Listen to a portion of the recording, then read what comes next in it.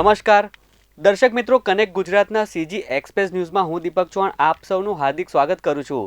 દેશ દુનિયા અને ગુજરાતની તમામ ખબરો પર ફટાફટ નજર કરી લઈએ। ગાંધીનગરમાં સીએમ ભૂપેન્દ્ર પટેલની અધ્યક્ષતામાં કેબિનેટ બેઠક મળવા જઈ રહી છે। આ કેબિનેટ બેઠકમાં ખાસ કરીને પીએમ મોદીના ગુજરાતના પ્રવાસને લઈને સમીક્ષા થશે। આ સાથે જ બજેટ સત્રમાં બાકી રહેલા કામો અને નવા બિલ બાબતે પણ ચર્ચા થશે। તો કૃષિ વિભાગ દ્વારા ચાલી રહેલી ખરીદી બાબતે પણ સમીક્ષા થશે। અમદાવાદની સાબરમતી નદીમાં અવારનવાર લોકો આપઘાત કરવા કૂદી જતા હોય છે અથવા તો કોઈ ઘટના બનતા નદીમાં પડે છે, ત્યારે આવા લોકોને બચાવવા વર્ષોથી કામ કરતી ફાયર વિભાગની ટીમને અંતે સરનામું મળ્યું છે। તંત્ર દ્વારા રિવરફ્રન્ટ પર ફાયર ચોકી બનાવવાનું નક્કી કરાયું છે। ભાવનગરના તળાજા નેશનલ હાઈવે પાસે સણોદર પાટિયા નજીક અકસ્માત સર્જાયો છે। પાર્ક કરેલ ટ્રકની પાછળ બાઇક ઘૂસી જતા અકસ્માતમાં 2 યુવકોના મોત અને એક ઇજાગ્રસ્ત યુવકને સારવાર અર્થે હોસ્પિટલ ખસેડવામાં આવ્યો છે। હવામાન વિભાગ દ્વારા રાજ્યમાં ફરી કડકડતી ઠંડીની આગાહી કરાઈ છે। હાલ લોકો બેવડી ઋતુનો અનુભવ કરી રહ્યા છે, જેમાં સવારે ઠંડી અને બપોર બાદ ગરમીનો લોકોને અહેસાસ થઈ રહ્યો છે। ત્યારે હવામાન વિભાગ દ્વારા ફરી કડકડતી ઠંડીની આગાહી કરતા લોકો ફરી ફૂલ ગુલાબી ઠંડીમાં કોંગ્રેસના વધુ એક નેતા ભાજપમાં જોડાય તેવો તકતો ઘડાયો છે। કોંગ્રેસની ટિકિટ પરથી અમરાઈવાડી વિધાનસભા બેઠક પર 2 વખત ચૂંટણી લડનાર ધર્મેન્દ્ર પટેલે કોંગ્રેસમાંથી રાજીનામું આપી દીધું છે। તેઓ છેલ્લા કેટલાક દિવસોથી અમદાવાદ ભાજપના મોટા નેતાઓ સાથે જોવા મળ્યા હતા। બોગસ બિલિંગને લઈને એસજીએસટી વિભાગ દ્વારા કાર્યવાહી હાથ ધરવામાં આવી છે।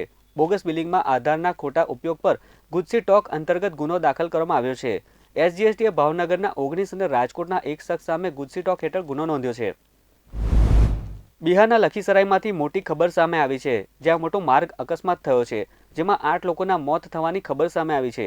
આ દુર્ઘટનામાં 6 થી વધારે લોકો ગંભીર રીતે ઘાયલ થયા છે।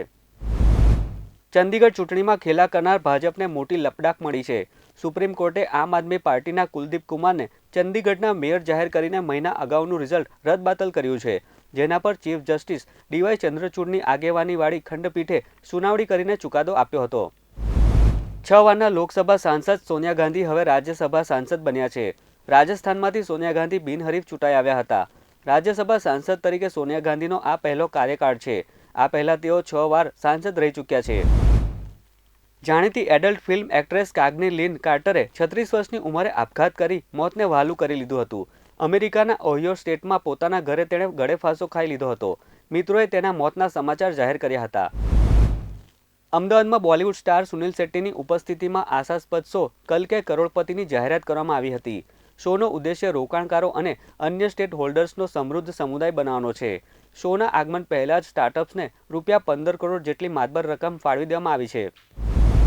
ભારત અને ઇંગ્લેન્ડ વચ્ચે 5 મેચની ટેસ્ટ સિરીઝ રમાઈ રહી છે, જેમાં ટીમ ઇન્ડિયા 2-1ની લીડ ધરાવે છે। ચોથી મેચ તારીખ 23 ફેબ્રુઆરીથી રાંચીમાં રમાશે। આ મેચ પહેલા બીસીસીઆઈએ વર્કલોડ મેનેજમેન્ટના કારણે જસપ્રીત બુમરાહને આરામ કરવાનો નિર્ણય આપ્યો છે। તો દર્શક મિત્રો, આ હતા અત્યાર સુધીના કનેક્ટ ગુજરાતના સીજી એક્સપ્રેસ ન્યૂઝ। નવા સમાચારો અને વધુ અપડેટ માટે આપ જોડાયેલા રહો કનેક્ટ ગુજરાત સાથે। ત્યાં સુધી મને રજા આપશો। નમસ્કાર।